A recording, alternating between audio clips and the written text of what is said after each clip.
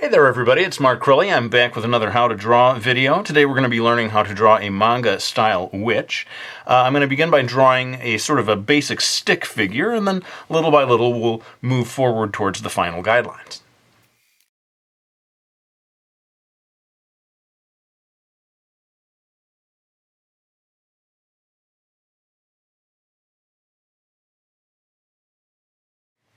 Alright, so we've got this stick figure drawn. I just want to give you a couple of pointers here.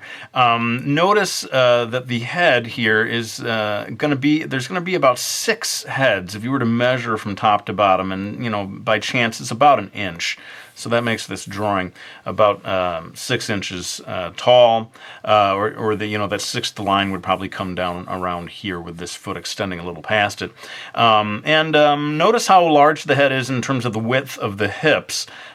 This is going to be a sort of a cartoony style character, and so the head is drawn much larger than it would be in real life. Now, I feel like we're getting everything within frame here, but that's making it hard for you to see the details as we move on. So what I'm going to do is maybe zoom in and do more of the next step line work just from maybe the top half of the drawing in, and then you'll be able to see in greater detail what I'm doing. Okay, so just a word about this hat that I've drawn here. I want to encourage everyone to be creative, make your own style hat. This is just the approach that I came up with. And indeed, I feel like this video could be more about the pose. You might be able to use this pose for a character of your own creation, not necessarily a witch.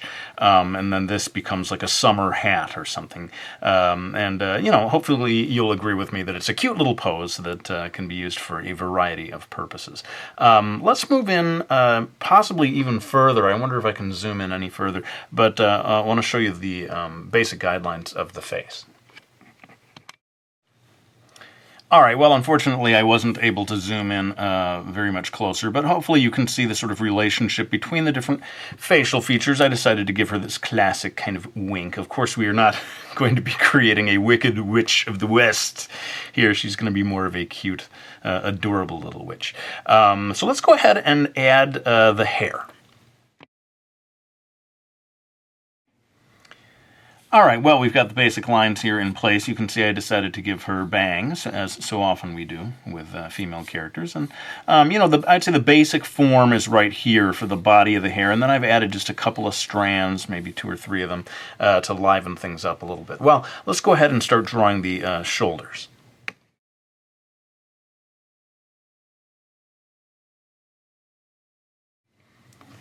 Alright, so you can see that what I do basically is, I use that stick figure as a sort of skeletal structure, and then I build the shoulders on top of that. Notice the width of the neck, not that much wider or, not very dissimilar from the width of the upper arms. Not sure if that works anatomically, but it works for this sort of exaggerated, cartoony style. And, basically this pose, you're going to see eventually she's going to be grabbing hold of her skirt and sort of doing dancing a little jig, a little witchy jig. And hopefully you'll find that it's a nice little pose, or a cute little pose anyway. So let's go ahead and shift the camera so that I can draw the rest of the body.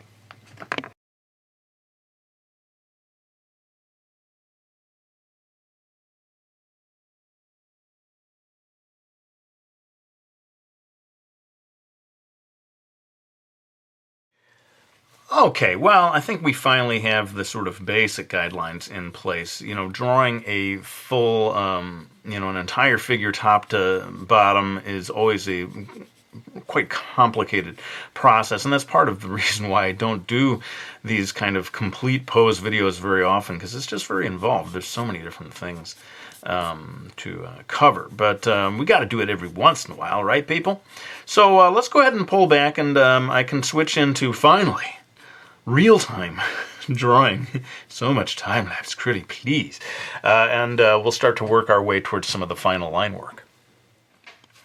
Alright, and another reason why I don't very often do this sort of head-to-toe type of pose is that the video frame is very horizontally oriented, and so there's this built-in incentive toward making horizontally based illustrations.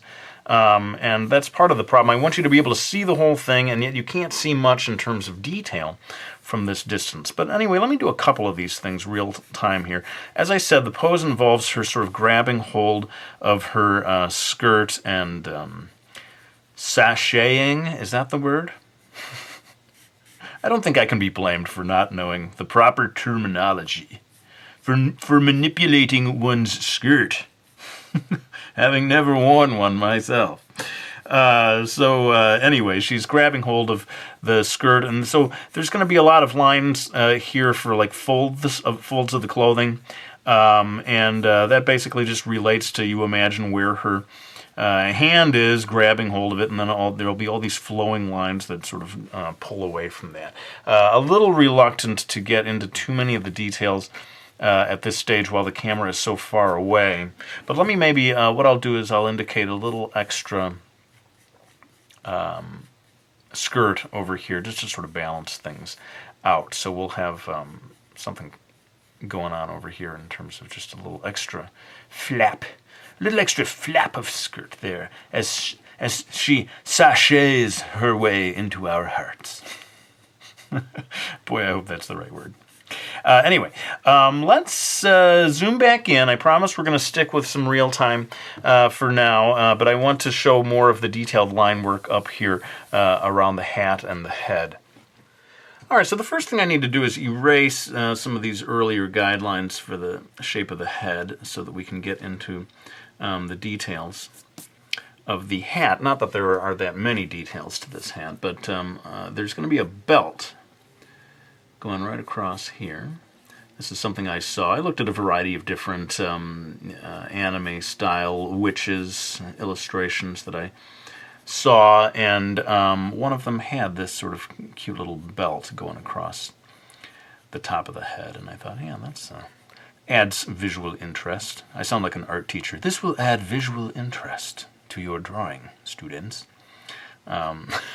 Anyway, I'm going to add a couple of wrinkles here. I like this idea of the hat that is not, it's pointy, but it's not going straight up. It's sort of bending over. I think that, to me, that's more interesting than the, strictly cone-shaped, the conical variety.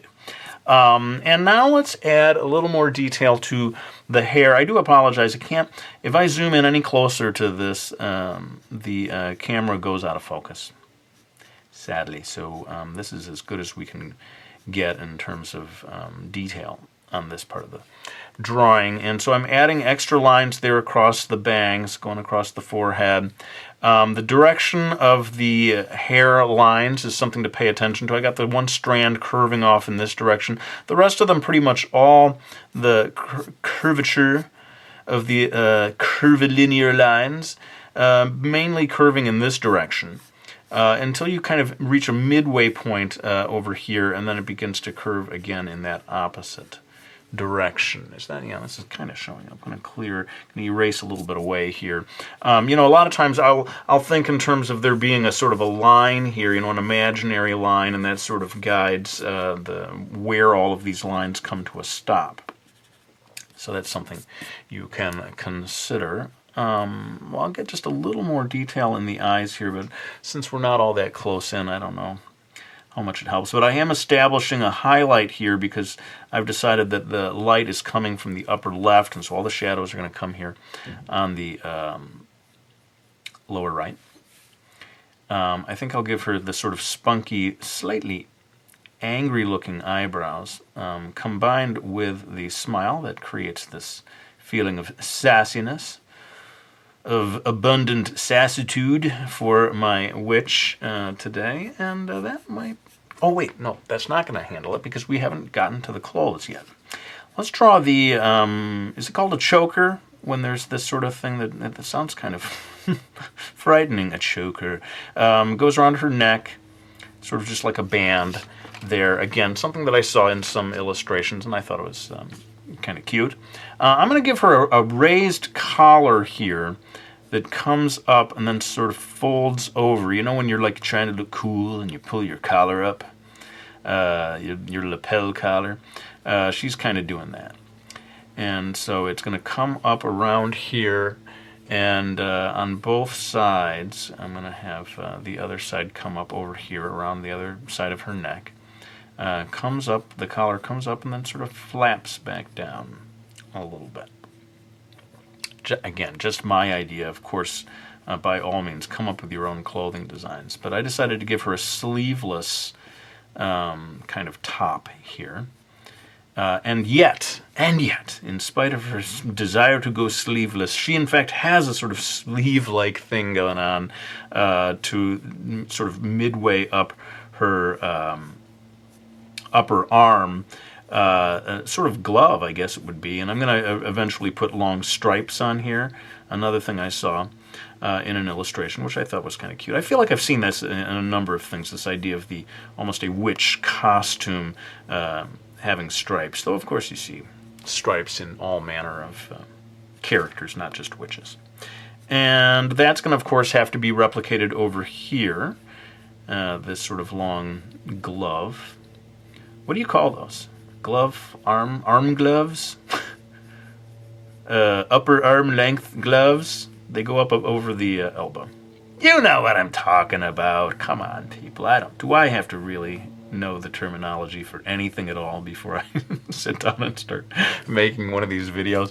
I'll go ahead and drop in some light indications of the fingers. You know, that's the thing with doing a head-to-toe pose. There's just so many things that I could talk about. The video would go on forever. And none of us want that. So I think that's kind of getting to it. I thought I'll get a little ribbon up here maybe that sort of ties this together. And maybe a sort of a seam, or maybe it is in fact tied together, two different, the two different sides of the fabric here. And I think that maybe finishes off the lines of the top here. Let's go ahead and shift focus and move down to drawing the skirt and the boots. Okay, so we've shifted down here, and my apologies if you can hear people using leaf blowers or whatever that is outside. I should go down there and have a word with them. Do you have any idea? You are interrupting my YouTube video. Anyway, I don't think I'm going to do that. Dude, back off, or I'm calling the cops. So what we're going to do here... Did I get something in my coffee again today? I think maybe I did. We're going to draw a sort of an underskirt type of a thing. What do they call these? Petticoats? Is this a petticoat? Like they wore back in the 19th century underneath, or maybe they still do. Clue me in, folks. Do you still wear petticoats?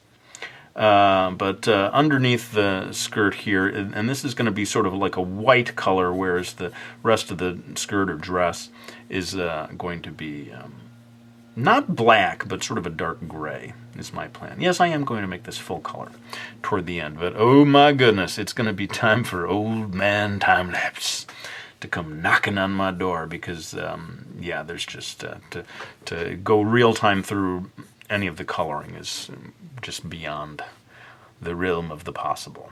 But you can see I'm adding little hints of this, as I called it, the petticoat, if that is indeed what it's called. You see just underneath, right? Which I would think is kind of funny because you're not supposed to be able to see it, right? Is that the whole idea, that you don't actually see the petticoat? Who knows? It was back in the 19th century. It was scandalous. I was able to see a half a centimeter of her petticoat. Oh dear. Anyway, I'm going to draw these boots down here. They are, normally I would make really high up the calf type of boots, but this time I want to give the stockings that are going to match these super long glove things that we did up there. Right? And so that means I need some space here to show these stripes, this sort of striped pattern. Leggings. I'll tell you, I do one of these things. There's so many different terminologies. Petticoats, leggings, everything. I should really need to sit down and take a class on this stuff. Yeah, just notice that the lines here of the calf, and this to a certain degree was true of the gloves as well. They're revealing the form, by giving a curve to them. I reveal the form of the leg. So that's just a little tip there. Whenever you have a striped surface of clothing, give it a little curve so as to show make it... Boy, you can definitely hear it now. I am going to have a word with that young man. Don't you know who I am? Mark who? Anyway, I am going to draw just a very light indication of the structure of these boots, which I think are going to, we're going to have sort of a bunch of these little hooks. There's no way you can see, I guess you can see a little of this, but these little hooks that the shoelaces go back and forth across and maybe get sort of a little loop of tied shoelace up there. Yeah, certainly for this kind of thing, it pays to look at a photograph of boots to sort of figure out the structure of them. I frankly did not really understand the structure terribly well until I started doing, for mastering manga, actually 1 and 2. The section I had a section in both books about shoes and boots and different stuff like that, and I began to finally understand the structure of footwear. And that, my friends, I think brings us to the end of the major line work of this figure, and it's time for me. Well, wait a minute. We gotta draw the fingers. That'll be it. I'll draw the fingers holding the skirt because it was really just an angular form there. And that, finally, will be the... I think I'll have this glove extend down but not actually have the fingers, which makes it utterly useless as a glove, but really superb as a fashion statement. So that will bring us to the end of these basic pencil lines, and I'm going to go ahead and kick it into time-lapse to do the inking, and then, as I said, we're going to come back and add some color to this baby. So let's go ahead and get into it.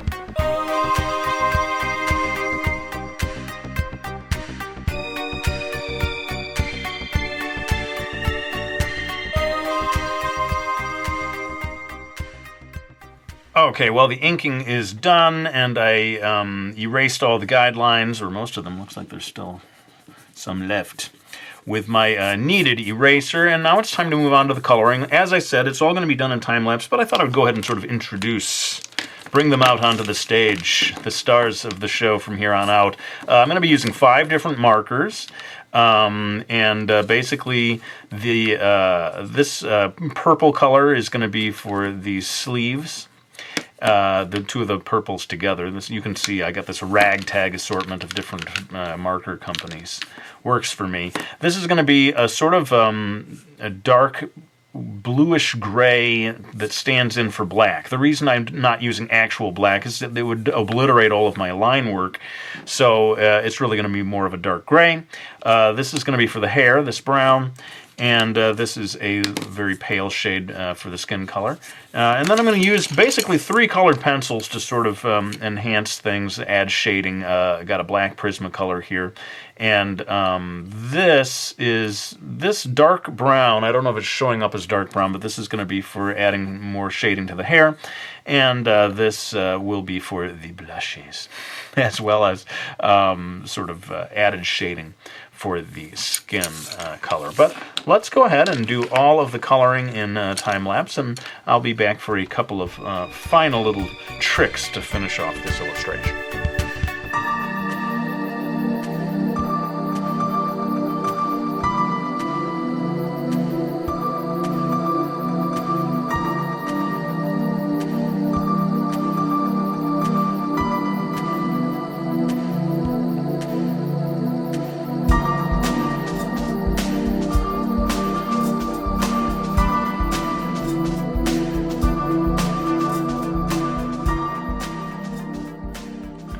Okay, all the coloring done. I'm going to do my last little touch here with the white gouache. Those of you who've watched my videos in the past, you know that I like to use white gouache for adding highlights. And so I figure that her hat and her dress could have a certain shimmer to them.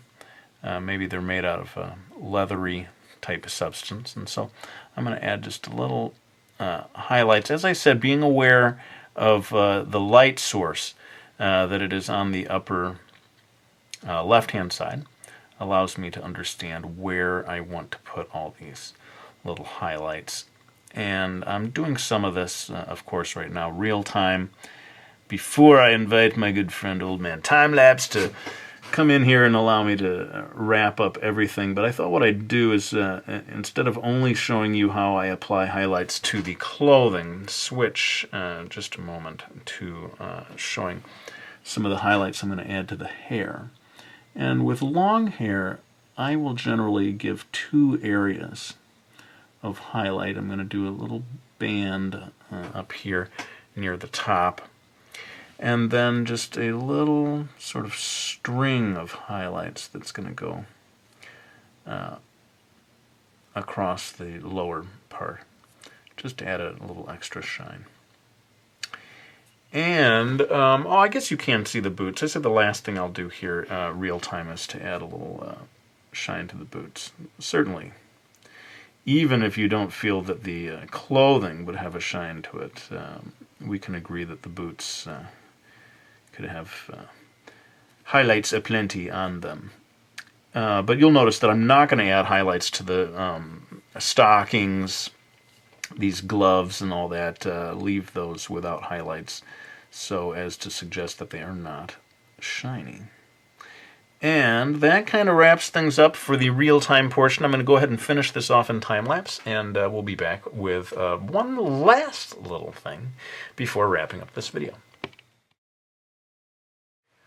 Okay, so got all the highlights done, and now it's time for this last thing that I'm going to do, and of course it relates to the fact that a certain special holiday is coming up, and so I'm going to add a little message here in Gothic lettering. I think it's Gothic lettering. I never know the word for anything. Why should I start when it comes to lettering? Anyway, let's go ahead and do this in time-lapse, and we can finally wrap this video up.